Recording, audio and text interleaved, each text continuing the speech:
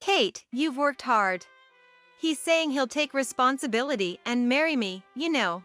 Despite knowing that he and I were dating and engaged, she brazenly stole him away. And when she said she was pregnant, what choice did I have but to step back? At the time, my fiancé had said he would take responsibility and marry her, but hearing that felt like I was dropped into hell in an instant. I had truly believed in him and in Sarah. Even after they got married, Sarah kept finding reasons to approach me. I can't stand seeing her face, but she keeps coming up with excuses to see me. And to top it off, an invitation to their wedding. As I stood there, shocked by the invitation, the elder son and his wife noticed and said something unexpected. Lisa and I will go in your place. We'll make a scene on your behalf. They both nodded with such confidence, I wondered what they were planning. On the day of the wedding, I was witness to a scene I never could have imagined. My name is Kate. I'm a 50-year-old preschool teacher. I usually work as a preschool teacher while living with my husband, John. John and I have one son, Tom, who recently got married. With his marriage, Tom moved out to live with his wife in the next town over, ending his time living at home. His wife, Lisa, and he seem to be enjoying their life together, which as a parent, makes me very happy. I haven't had many good memories related to marriage. In high school, I dated a classmate named Ben. We quickly grew close after discovering we both liked a band that was not widely known. Later, I went to junior college to get my preschool teaching license, and Ben went to university, but we continued our relationship smoothly, even promising to marry. However, I was oblivious to the dark shadow creeping closer to our wedding plans. Hey, Kate. Are you listening? Sorry. What was it? Listen to this. At work the other day. She is Sarah. Her demeanor had suddenly changed after becoming a working adult. So, I was at work, and a client from sales tried to hit on me. It was such a hassle to turn him down. Isn't it because you're cute? How many times have you been hit on just this year? Just from work contacts and clients, I've been asked out on dates like 30 times. Sarah's casual actions felt like watching a drama starring a famous actress. You're cute, so be careful, okay? I know. Kate, you worry too much. We've been close enough to hang out and have tea even after graduating high school, so she knows about my dating life. Hey, how's your boyfriend doing? We're planning to marry around the time Ben graduates from university.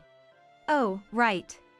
He's supposed to take over his family's office supplies business, so he'll work there as a trainee CEO after graduation. At that moment, I felt Sarah's expression change subtly. We were in the same class, but I had no idea he came from a wealthy family. I only found out recently too. He doesn't talk much about his family owning a business. Then Sarah looked over cautiously. Doesn't talk much about it. He seemed low-key, but appearances can be deceiving. Indeed. Isn't it amazing that he's guaranteed to become a CEO in the future? I think I spoke without thinking to Sarah. If we ever have a wedding, you have to come, promise? Of course. I wouldn't miss it for the world. Little did I know, this casual chat with my best friend would lead to something unimaginable. I'll never forget it was half a year after I turned 21, and it was raining that day. While busy working as a preschool teacher after graduating from junior college, I continued to hang out with Sarah whenever I found the time. Invited for tea as usual by Sarah, I sat at a windowside seat in a nearby cafe. Looking out the window, I saw a woman walking towards the cafe without an umbrella. It was unmistakably Sarah. She entered the cafe soaking wet and headed straight for my table. What happened? Forgot your umbrella? If you had called, I would have come to pick you up. Then, looking at my face, she seemed on the verge of tears. Kate, there's something I have to tell you today. She hesitated, as if unsure whether to speak. I'm pregnant. I knew Sarah was popular and many people approached her, but I had no idea she was in a relationship with anyone specific. Are you kidding? Since when do you have someone to marry? Who is it? Someone I know? Sarah nodded slowly, looking embarrassed. It's someone you know. It's... Sarah swallowed before revealing something unbelievable. It's Ben, the one you're dating. My memory is fuzzy from there. The shock was so great that it seems I lost part of my memory. So you mean, It seems the baby is a boy. Ben and his parents are happy, saying he will be the heir. Then Sarah looked at me and said with a mocking smile, Kate, you've worked hard. He's saying he'll take responsibility and marry me, you know. There's a baby involved. And Ben's parents are okay with it. Meaning, there's no role for me here. Sarah leaned in to say one last thing. For his sake, and for the sake of his parents and the company, you better think carefully about your actions from now on. She glanced between me and the cafe store. Meaning, I should leave quickly. And make sure you don't contact Ben. He's getting married soon. Why? Ben? This must be some mistake, right? Don't casually call him Ben. There's no mistake. I won't forgive you if you stir up trouble. Sarah's face was scarier than I'd ever seen it before. I didn't know she had this side to her. Of course, I won't contact him anymore. I never thought you could do something like this. I wish you happiness. Thank you. Bye then. Sarah went on to drink her tea with milk as if nothing had happened. I didn't have anything more to talk with Sarah. All that was left for me was to leave. The shock of suddenly being betrayed by my best friend and Ben, whom I was promised marriage, took a while to get over. I remember feeling like everything went dark in front of me. I tried going to see Ben and Sarah multiple times, but I knew nothing would change if I did. During those lowest moments, I met John, who was my age, through a friend's introduction. Thanks to John, my heart slowly started to heal, and at 24, we got married. Soon after, I got pregnant and gave birth to our son, Tom. I felt whole living with someone I could trust completely, and I had almost forgotten about Ben and Sarah. Around that time, after having Tom and taking maternity leave and parental leave, I was debating whether to return to work. Many people work nowadays, but I often hear that it's hard to find enough time to spend with their children because of work. However, considering future uncertainties and Tom's education expenses, working seemed like the best option.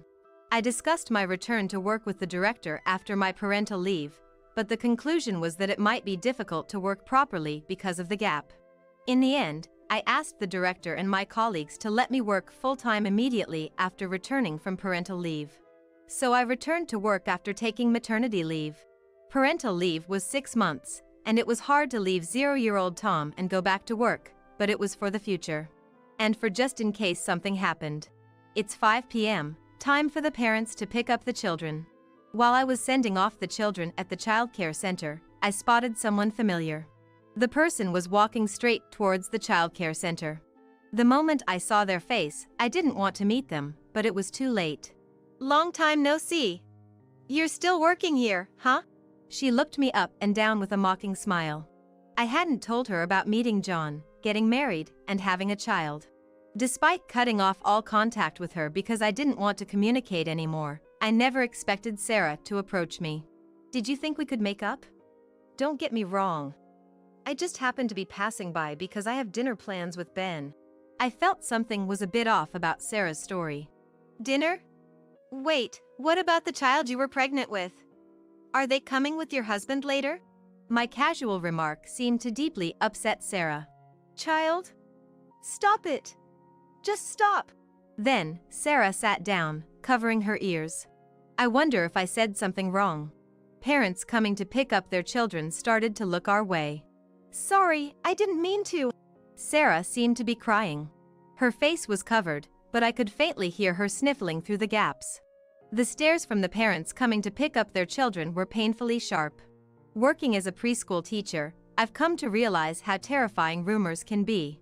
A slight slip of the tongue by someone can spread among my coworkers, the parents, and even the grandparents by the next day. They probably think I said something terrible to one of the parents to make her cry. Just thinking about it gave me a headache. I had just returned to work after maternity and parental leave, and the last thing I wanted was for a strange rumor to make my job more difficult. But regardless of what was in my heart, the rumor spread rapidly. 3 days after meeting Sarah, over 90% of the people associated with the childcare center were avoiding me. Sarah has always been personable and persuasive, so most people tended to believe whatever she said. As a result, I had to endure painful stares from those around me for a while. A close coworker told me that I was being labeled as someone who had cornered a child's mother until she had nowhere to run and made her cry. My coworker tried to clear my name, but rumors spread fast, and Sarah's act of drawing sympathy made it hard for most people to believe me. Due to the rumors Sarah spread, I felt uncomfortable at the childcare center where I had worked since before my pregnancy and decided to resign. It seemed like the childcare center also found it troublesome to have a staff member around whom rumors circulated. When I announced my resignation, they readily accepted it. For a while, I was afraid to work and stayed home, but I decided to find a job again. For Tom's sake. Though we don't yet know which path Tom will choose in the future, we want to have enough money to fulfill any aspirations he might have. I thought it was better for me to work as well. Of course, there was also the possibility of Sarah suddenly appearing again, spreading rumors, or causing trouble. But I couldn't let that stop me. I worked for Tom's future. That was all I focused on, working tirelessly. John understood how I felt, saying, "I'll do everything I can," and took the initiative to do more around the house. Most people said, "But you have your husband's salary," but I just laughed off those words. We did have John's salary, but thinking about Tom's future, it felt insufficient. Fortunately, I loved my job as a preschool teacher, so I was able to work without issues at a new childcare center. However, the thought of Sarah suddenly passing by my workplace made my chest tight at times.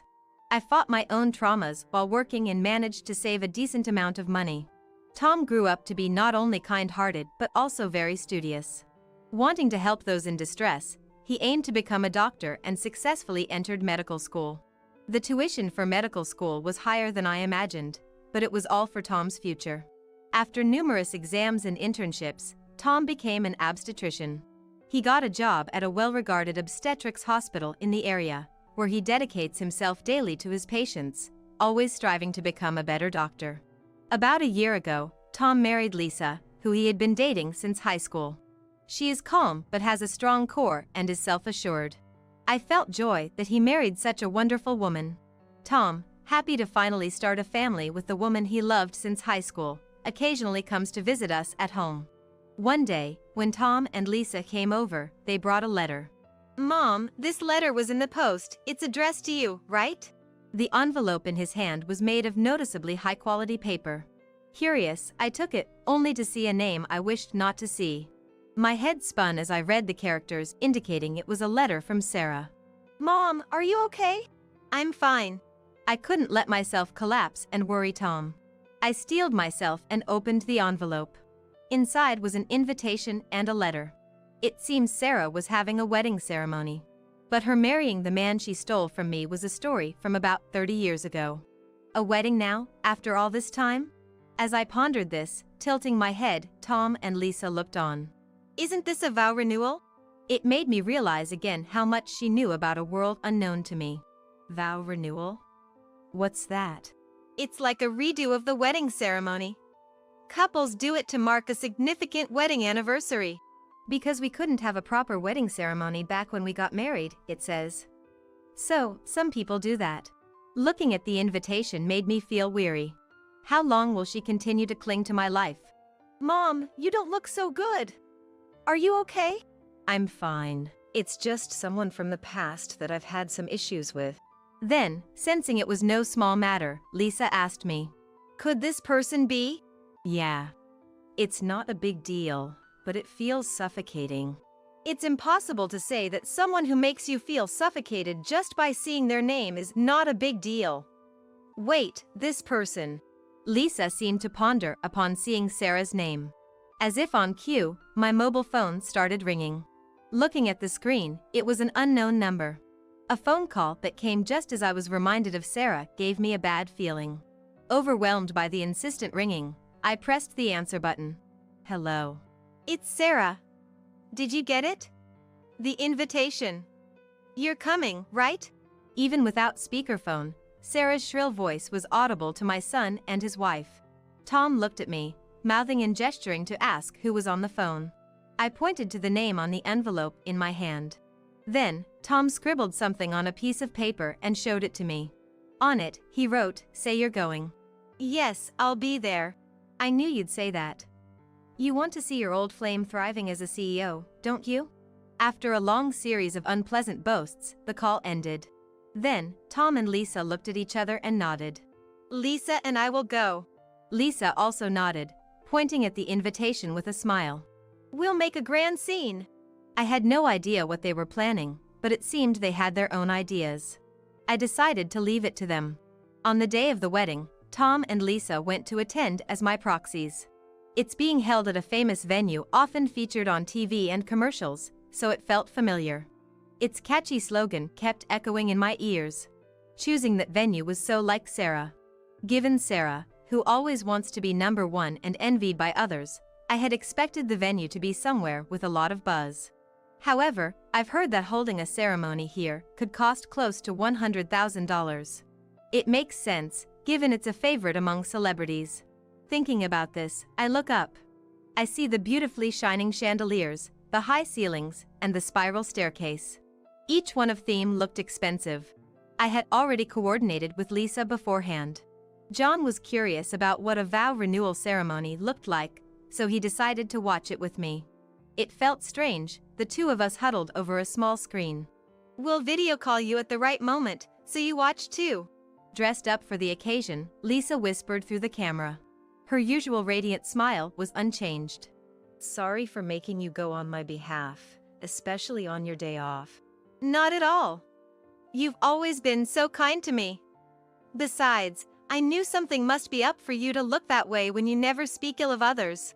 Lisa's keen intuition was apparent, no doubt honed by her experience in customer service. We'll keep the video call going, so please watch. John said he was going out to buy cigarettes and left. Perhaps sensing something unpleasant. Given that the eldest son and his wife made a point of showing it to me through a video call, they must have thought there was something significant about it. He's always had a sharp intuition, but this time, its acuteness deserves special recognition. Then, a memory movie of Sarah and my ex-boyfriend started playing. It covered how they met through a friend's introduction, how they quickly had a child together after starting to date, but for some reason, they were unable to have the child. Then, after a long time, they finally became pregnant again. The movie shared that their child is now a middle schooler, filled with happiness. Their child, who is graduating from middle school this year, is full of energy. The movie also introduced how exceptionally talented and socially active the child is, enjoying fulfilling days with many friends.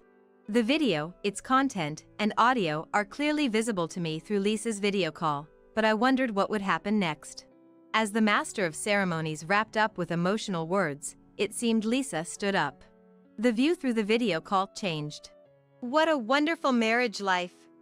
And what a wonderful son you have. Aren't you two Kates?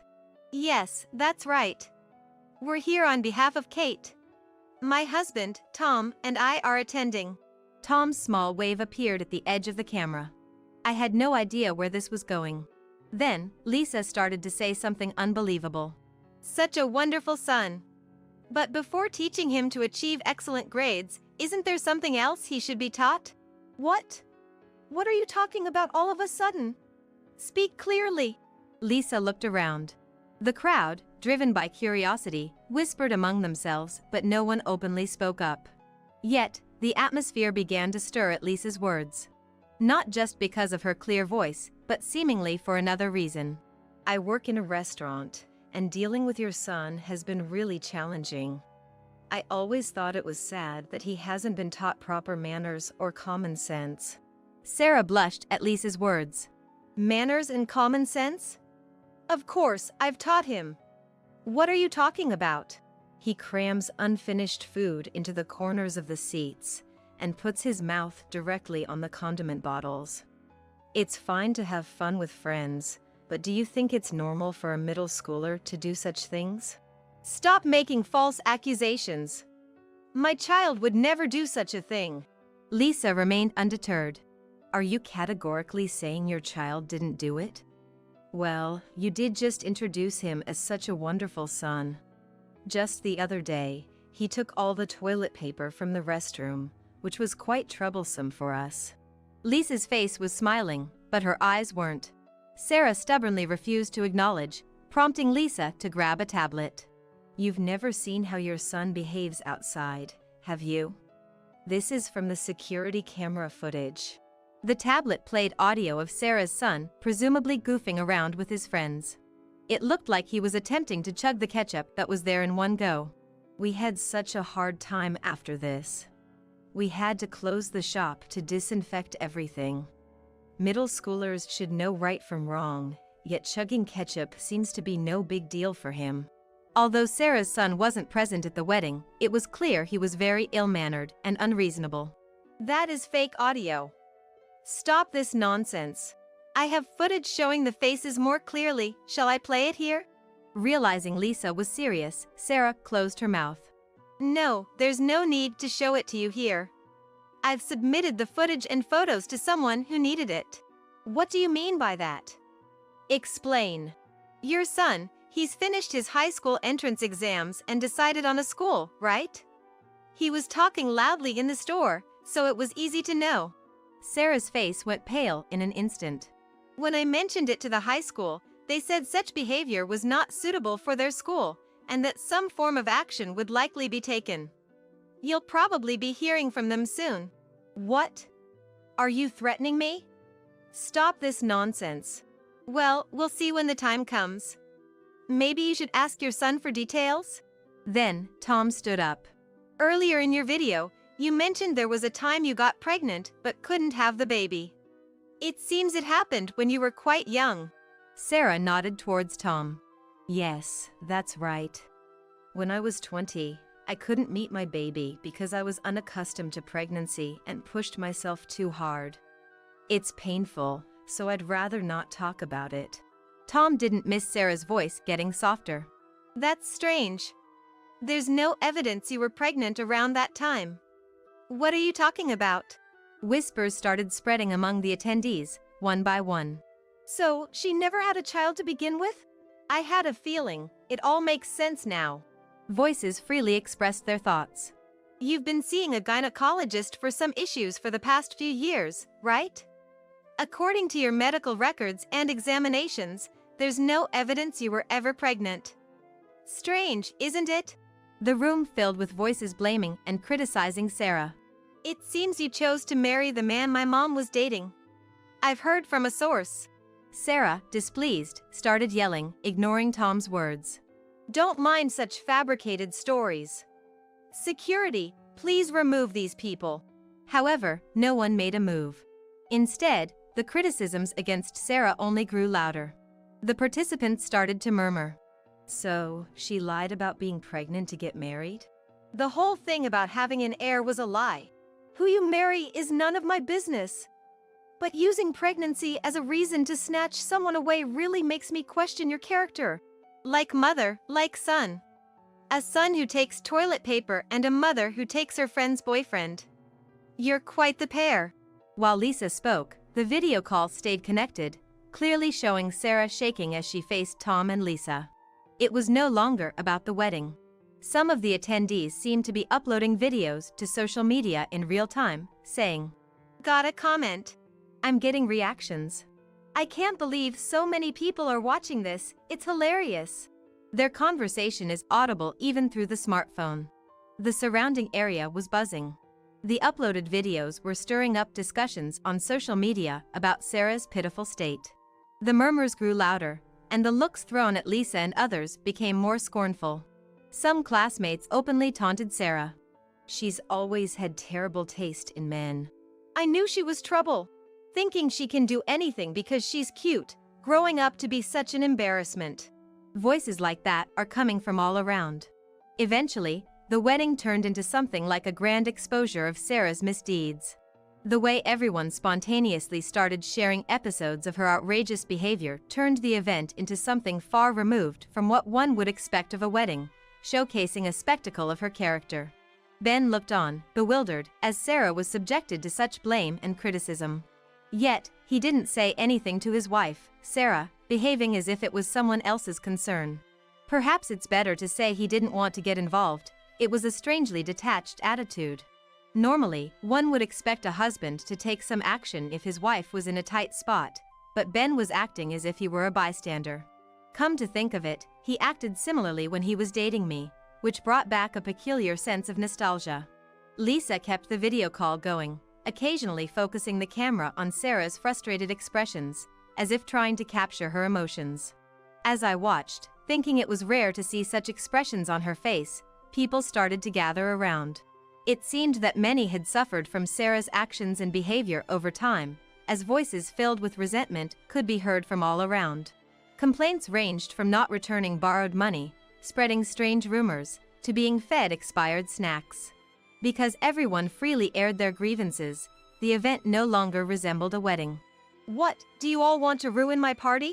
Sarah's friends at their table made uncomfortable faces as they left. It seemed Sarah had insisted they attend. This is why I didn't want to come. But she insisted so much, and now look what happened. These comments were audible through the video call. The venue steadily emptied, leaving only a few in the family and friends sections. Then, Lisa spoke to me. Looks like the party is over. The venue staff are heading this way. I figured as much. From here, it looks like the seats are pretty empty. Could you tell? It's unbelievable how many people were here earlier. Looks like they're discussing something with the staff. Saying that, Lisa adjusted the angle of the smartphone. The camera panned to show Sarah, Ben, and the venue staff. As the man who Sarah took from me under the false pretense of pregnancy, an unforgettable man, both in the past and in the future. When we were dating and had promised to get married, I genuinely believed there was no one else as wonderful as him. I had been completely taken with his looks and character. Now, however, there was no trace of the man I once admired. His appearance had changed significantly, likely doubling in weight and with much fewer hair. He had taken over his father's company but looked as if he couldn't manage himself, let alone a business. Ben seems to be discussing something. Take a look. The smartphone screen showed a close-up of Ben and the venue staff in conversation. What are they doing? It looks like most people have left the ceremony. Oh. The focus shifted to Ben. He seemed to be apologizing deeply, with only his voice of relentless apologies audible. From the background, I could hear about the payment for this ceremony, indicating a dispute over the payment. I overheard some of the leaving guests saying Ben's company is on the verge of bankruptcy, and he's been borrowing money everywhere. Really? But I saw advertisements around town. It didn't seem like the business was doing that poorly. Apparently, Sarah's lavish lifestyle and the costs for their child's tutoring consumed all their money. Despite spending so much, their son can only cause trouble in stores, which is a shame. Guests who had been appalled by Sarah's behavior merely looked down, but they got up and hurried toward the exit without a word, likely wanting to avoid any confrontation with Sarah. The idea that a wedding could devolve into this state before its conclusion was unheard of. Prompted by a sudden thought, I asked Lisa for a favor. Sorry, but there's something I want to say to the person apologizing over there. Could you point the camera towards him? Sure. After explaining the situation to the venue staff, Lisa seemed to have connected the call to Ben. The screen now showed Ben directly facing me. It's been a while. Kate, it is you. What have I done? Ben averted his eyes from the phone as he spoke. I was forced to marry Sarah because she said she was pregnant. I always wanted to marry you, Kate. Do you remember our promise? It's not too late, is it? What are you talking about all of a sudden? Forced? You chose that yourself, even if it was based on an obvious lie. Did you think I'd sympathize? Ben appeared shocked, standing frozen. Playing the victim now? Cheated, you say? You cheated first, got married, and now you say it's not your fault because you were lied to? Doesn't that seem absurd to you? You haven't changed. That's why I loved you, Kate. I felt a chill. In the end, Ben was someone who sought to maintain his victim status and failed miserably in his attempts at deceit. Still living in the past? This party? Wedding? This is just a redo of the wedding. How long will you be bound by the past? But you loved me enough to want to marry me, right?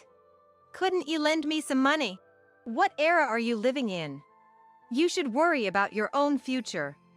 I'm certainly not lending you money. I ended the call there. Ben must have been shocked on the other end. That's just his character. But that's no concern of mine. Ultimately, Sarah's wedding ended with payment being deferred, but financially struggling, she was forced to work. However, with little work experience, Sarah's attempt at employment was unsuccessful. Despite this, she remained prideful and frequently complained. It seemed like she frequently changed part-time jobs, garnering a reputation for being unreliable. Compounding their troubles, I heard from acquaintances that their boastful son's high school admission was revoked. The spread of videos showing his disruptive behavior caused an uproar, affecting not only the intended high school and his middle school but also online forums and news sites. Moreover, Ben's business struggled with worsening financial woes, casting a shadow over the company every time I passed by. Witnessing one misfortune after another befall someone else felt surreal. Then, in an unexpected twist, Sarah joined the childcare center I work at as a cleaner. Her uniform was emblazoned with the cleaning company's logo, her expression sour. I dislike even saying Sarah's name, so I've decided to treat her as a complete stranger. You're the new cleaner starting today, right? What? What's with that pretentious attitude? It's your fault I'm in this mess. I didn't rise to her provocation. Instead, I calmly informed her of a fact. I'm in charge of overseeing the cleaning services. If your work attitude is found to be significantly lacking, I will contact the cleaning company. Sensing trouble, Sarah initially shut her mouth but quickly began yelling something unbelievable loudly. I know you're trying to mess up my life. Saying stuff about stealing my fiancé and all. Your accusations are just baseless, lashing out. Saying this, she threw the broom she was holding. The moment I saw that, I contacted the cleaning company, and then she was immediately informed of her termination. It seems that due to her poor reputation and lackluster cleaning skills, it had already been decided that if another complaint was made and she did not show remorse, she would be terminated immediately. It seemed Sarah would likely repeat this pattern elsewhere. I moved past annoyance to almost feeling sorry for her.